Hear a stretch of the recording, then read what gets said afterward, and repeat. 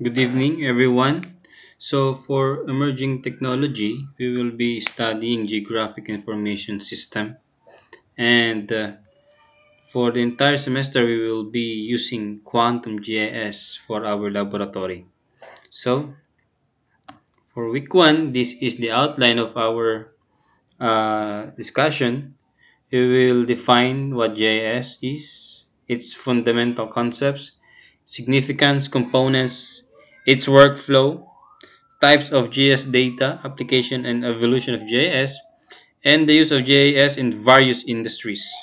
Okay, so these are the fundamental concepts of GIS. We have the spatial data, layers, and attribute data. So spatial data, no, it is the information intricately tied to specific Earth locations, such as coordinates, addresses, or landmarks, constitutes the foundational bedrock of GIS. This comprehensive spatial data forms the basis for detailed analysis and visualization. So, dito sa spatial data, ang example nito is yung mga landmarks. For example, sa palengke, sa school, sa mall, no? Sa barangay hall, sa city hall. So those are considered as spatial data, no? Earth locations, coordinates, addresses, or landmarks. Okay? Number two is the layers. Layers, no? These are thematic data sets represented as layers.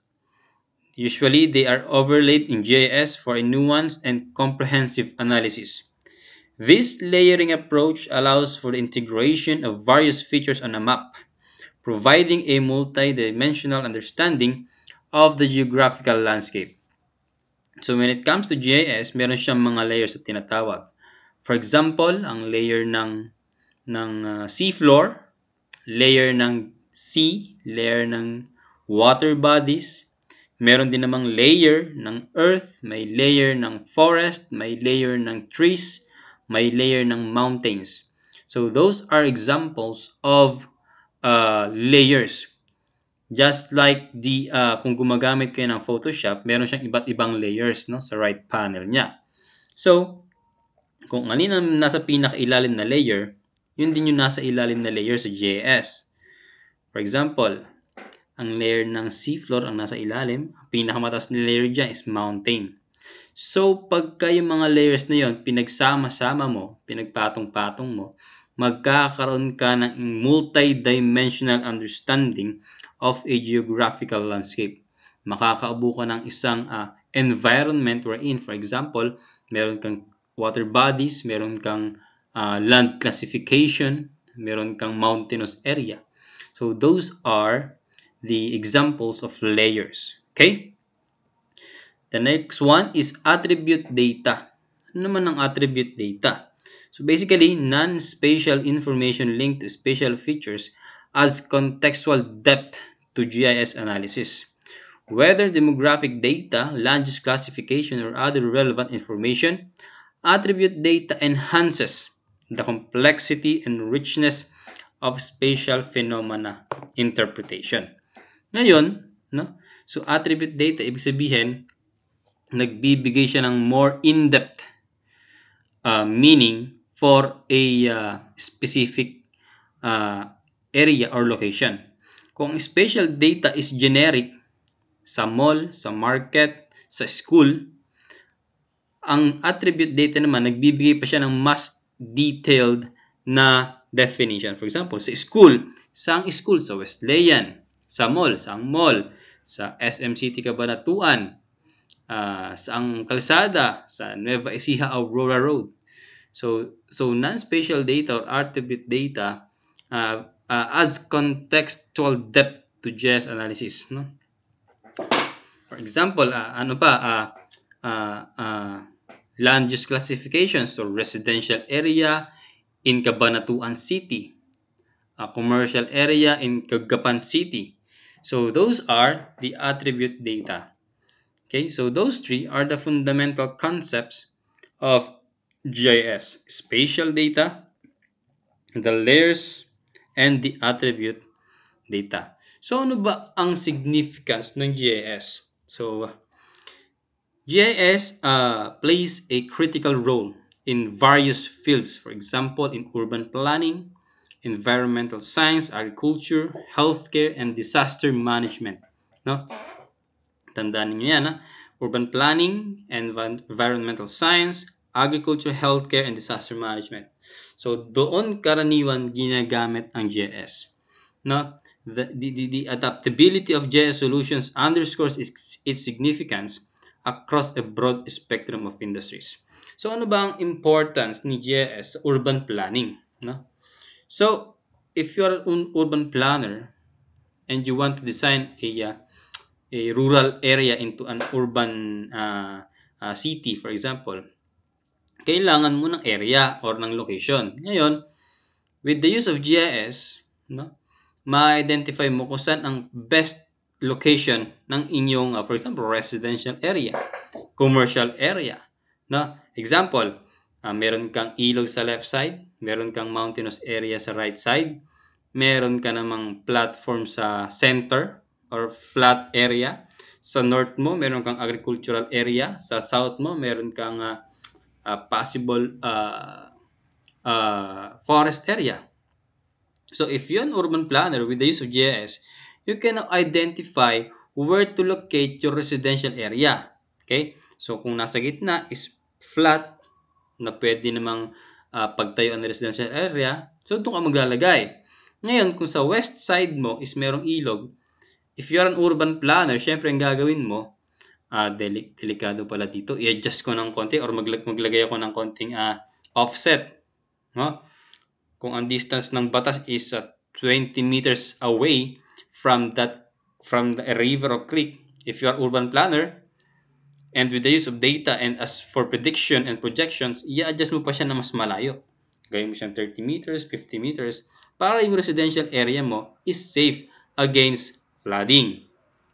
On the other hand, kung nasa east side mo naman is mountain area, so mag-a-adjust ka rin sa right side mo. Diba? So that's how GIS works. Alam mo yung landscape or yung palibot ng area mo or the land classification itself para mas maayos yung pagdi-design or pagpaplano mo ng area. For example, dito is urban planning. In the field of disaster management, let us again connect it from the river from the west side and the mountain area in the right side. For example, na center niya is yung isang residential area. Okay? So pagtingin mo sa GIS sa mapa, ay delikado pala sa may bandang east side ng aking residential area. Why? Kasi mountainous area ito, prone ito sa landslide. So ikaw as an urban planner in disaster management, gagawa mo ng paraan kung paano ma-avoid yung landslide and at the same time casualty mo during flood and landslide. So sa mapa makikita mo ay elevated pala tong portion na to. I must place a anong tawag doon, yung mga protective walls, no, to avoid damage to my residential area. Sa may bandang left side naman, nandun yung ilog, no, maglalagay ka ng mga dike, di ba? Para ma-avoid yung erosion during flash flood and ma-avoid din yung pagluwang ng ilog. So in that case, mababawasan yung casualty mo during flood, no? Yung flood susceptibility mo and landslide susceptibility mo, alam mo kung saan. So that's one way of GIS playing an important role in disaster management. In healthcare, for example, again, that's sa scenario natin, no? Meron kang residential area sa gitna and nagkaroon ng COVID. Pag ikaw is isang planner or GIS engineer, ipinpoint mo yung location niya and at the same time, kukunin mo coordinates. As an engineer using GIS, you can now predict or have a projection of the danger zone of COVID. For example, nandun ka sa Westland University, Philippines, and then ida-draft mo or igagraph mo yung 1 kilometer radius ng Wesleyan University, Philippines.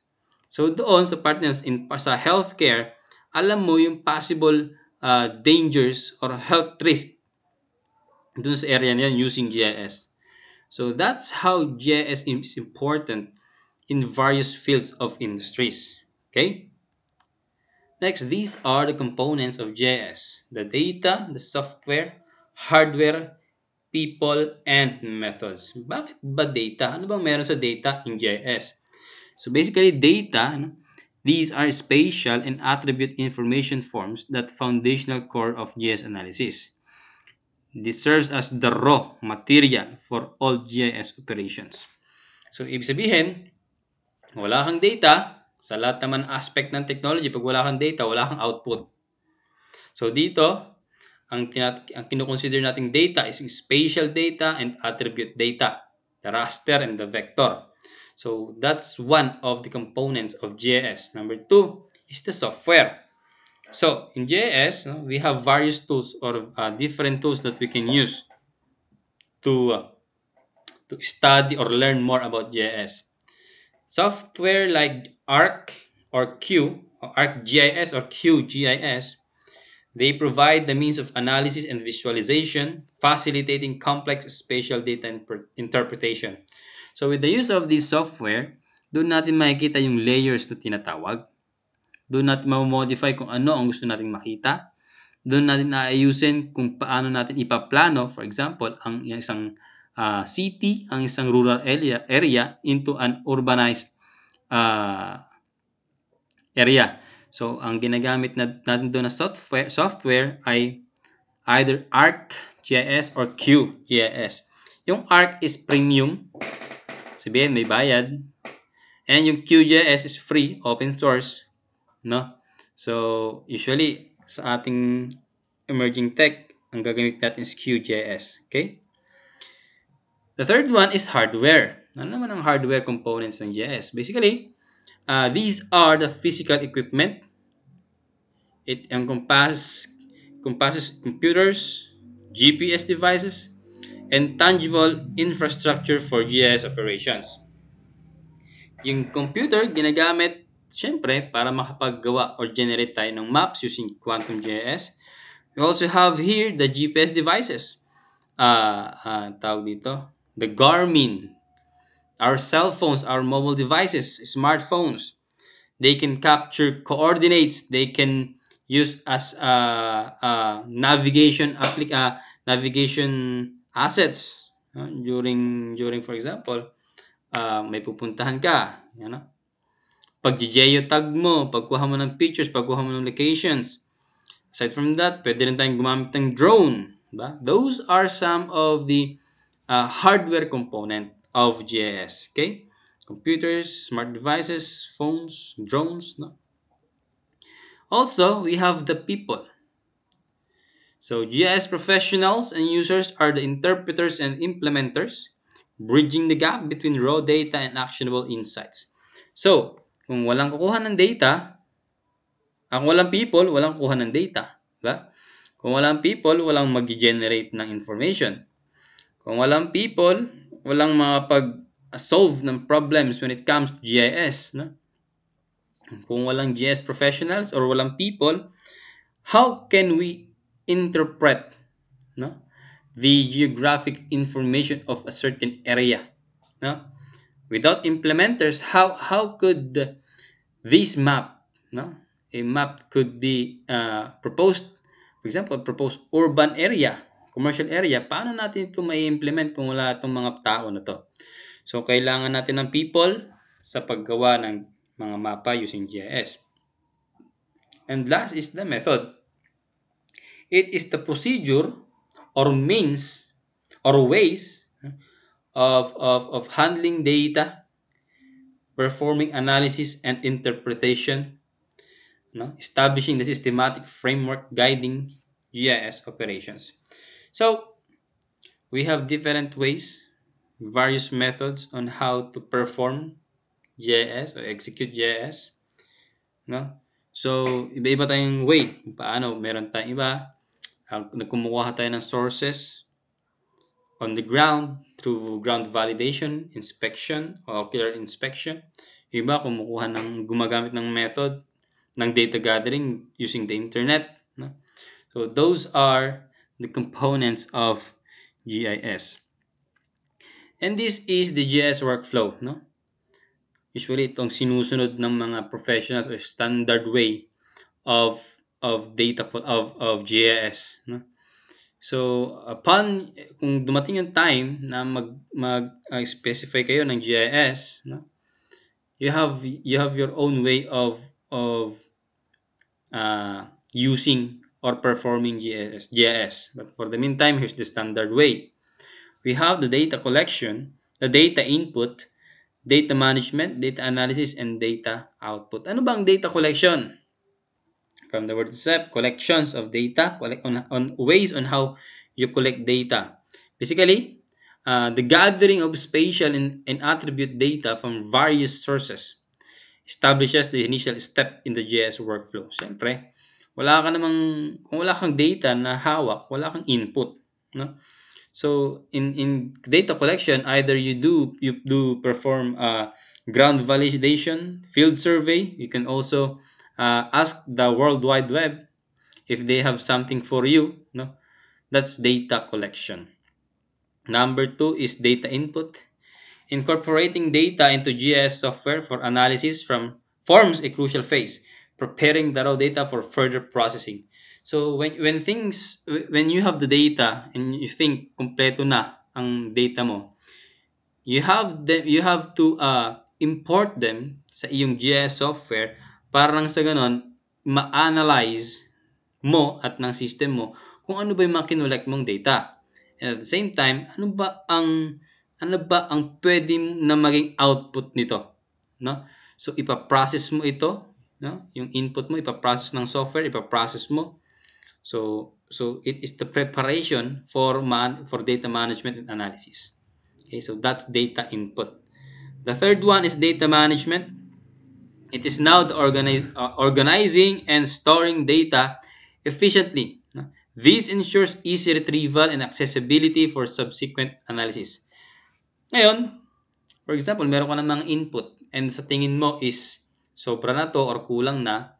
So, ang gagawin mo ngayon, iba-manage mo yung data mo in such a way na you perform organizations of archiving of data, organizations of data in such a way na, for example, itong data na to is for land classification. So, sort out mo yon. Itong area na to is for agricultural classification. So that's data management. It efficiently ensures that you can easily access and retrieve this data for further analysis. Okay? Hindi naman kasi pwedeng kada gawa mo ng map is maghahanap ka ng data. No. Sometimes, mayroon kang tinatawag na mga base maps na kailangan mo talaga in the first place. And some raw data as well na kailangan mo talaga sa paggawa mo ng mapa. For example, roads. Hindi naman pwedeng lagi ka naghahanap ng roads, especially if you are a GIS engineer of specific local government unit. No? Hindi mo naman pwedeng magkakaiba yung iba-iba yung kalsada na ginagamit mo sa yung mapa, no? Unless talagang malawak ang hawak mong area. So that's data management. Organizing, storing, and archiving of data, no? For easy retrieval and easy retrieval and utilization. Okay? Number 4 is data analysis. This naman is the extracting insights and patterns through spatial analysis tools. It constitutes the heart of the GIS workflow.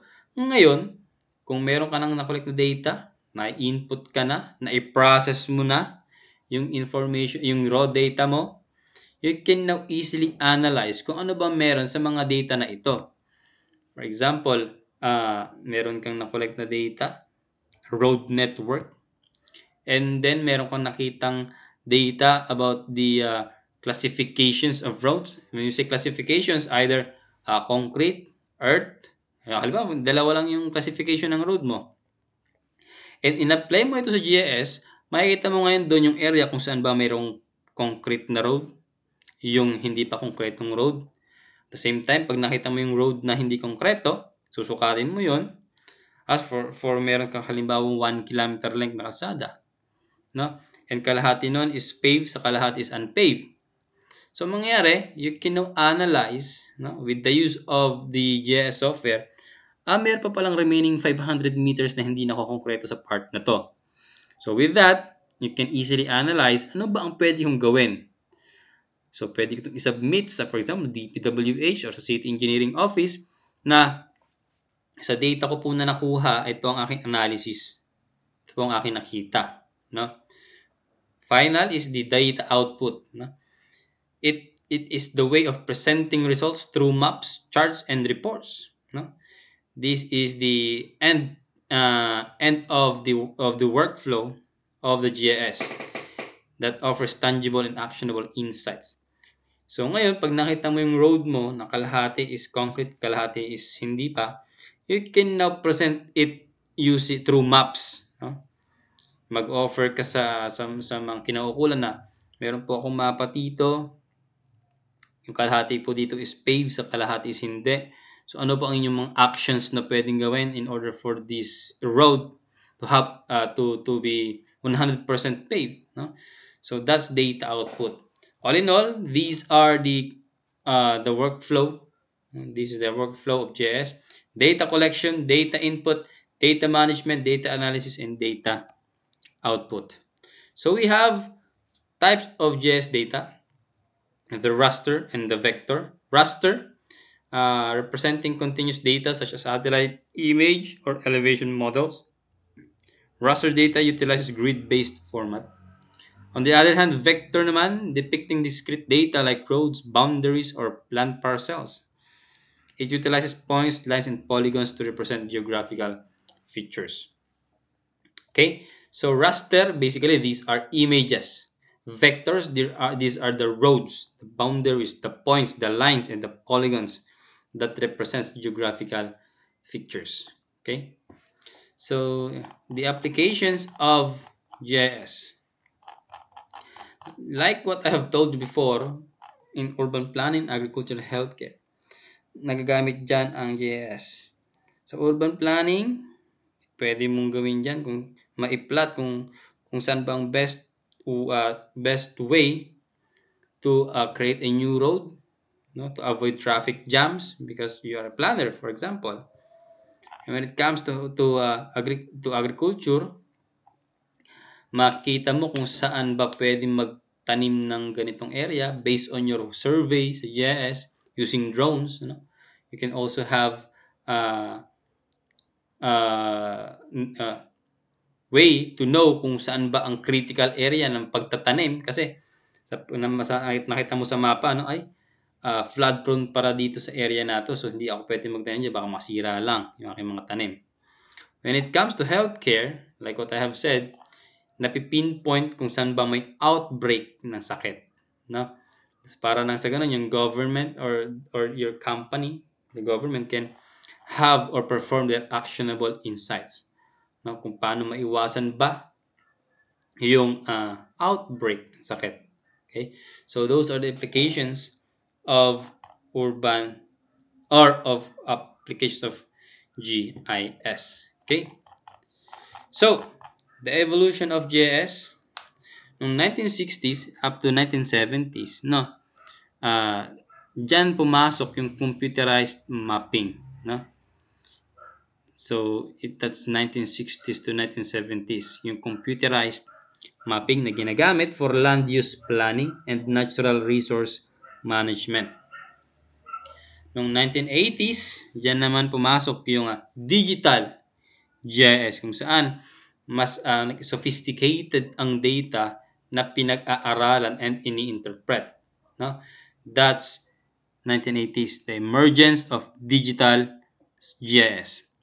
1990s up to today, up to present, this includes the internet integration, friendly software, and cloud-based GIS and mobile mapping. So ngayon, meron tayong mga ArcWeb, meron din tayong mga cloud-based services, Google Earth, di ba? Example, that's how GIS has evolved, no? Cloud-based GIS, meron tayong mga Google Earth sa phones, mobile mapping. So that's how GIS has evolved through time. Okay, so that ends my presentation for you. But before we end this video, let me share with you a video of about what JS is.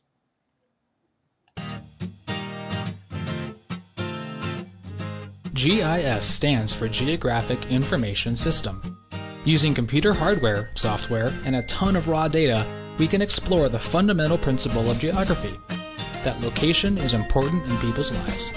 Using GIS, we can view, understand, question, visualize, and interpret data in visual ways that reveal relationships and patterns, which allows us to make better decisions. For example, a meteorologist might study the paths of hurricanes to predict where and when they might occur in the future. A city planner can choose the best location for a new park or hospital, ensuring that they are built in the place where they're needed the most.